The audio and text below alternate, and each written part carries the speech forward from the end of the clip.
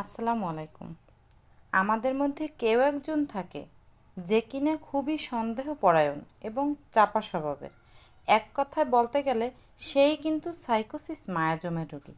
মায়াজমের আজকের পর্বে আমরা সাইকোসিস মায়াজমের রোগী নিয়ে আলোচনা করব।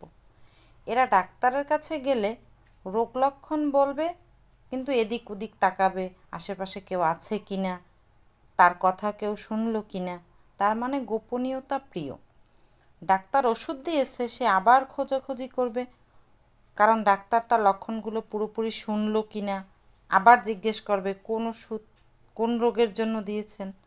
পড়ালেখা করতে গেলেও সন্দেহ। ঘর থেকে বের হবে, দেখবে সব ঠিকঠাক আছে কি না, তালাটা বারবার চেক করবে। তার মানে ব্যবসা, চাকরি সব জায়গায় কিন্তু তার সন্দেহ। এই সন্দেহর সাথে আর একটা জিনিস থাকে, ভুলে যাওয়া।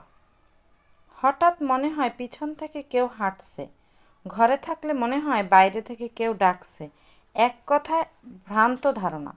সাইকোসিস মায়াজমের রোগীর মধ্যে একটা ভ্রান্ত ধারণা কাজ করে। এদের মধ্যে ঠকে যাওয়ার ভয় থাকে।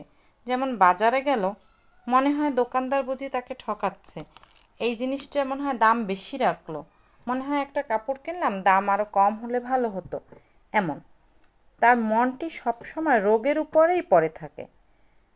যেমন ধরেন, কেউ জিজ্ঞেস করলো কেমন আছেন, সে বলবে আর কেমন আছি, মাথায় ব্যথা, এই আমার তো পেটে ব্যথা, ঘুম হয় না, আমি তো খেতে পারি না, ইত্যাদি। এদের সকল রোগ সূর্য উদয় হতে সূর্য অস্ত পর্যন্ত বৃদ্ধি পায়। তার মানে সাইকোসিসের দিনে সকল রোগের বৃদ্ধি হয়। ঠিক আমরা যেমন জেনেছিলাম সিফিলিসের রাতে বৃদ্ধি হয়, সাইকোসিস কিন্তু তার সম্পূর্ণ বিপরীত। আঁচিল, টিউমার, শরীরের বিভিন্ন জায়গায় মাংস বৃদ্ধি, অন্ডকোষ প্রদাহ সাইকোসিসের একটা প্রধান নিদর্শন। এদের মধ্যে একটা বিরল লক্ষণ আছে। ঝড় বৃষ্টির পূর্বে বা সময় এদের ঘন ঘন মূত্রত্যাগ বা মূত্রত্যাগের বেগ বাড়ে। এদের মধ্যে কিছু অস্বাভাবিক গঠন দেখা যায়, যেমন হাত পায়ের আঙ্গুল অনেক সময় কম বা বেশি হয়। সোরা মায়াজম রোগীর যেমন একটা কথা জিজ্ঞেস করলে আপনাকে 5টা কথা বলবে, ঠিক তেমনি সাইকোসিস মায়াজম তার বিপরীত। আপনি যদি একটা তথ্য 5টা তথ্য জানতে চান, সে আপনাকে একটা তথ্য জানাবে।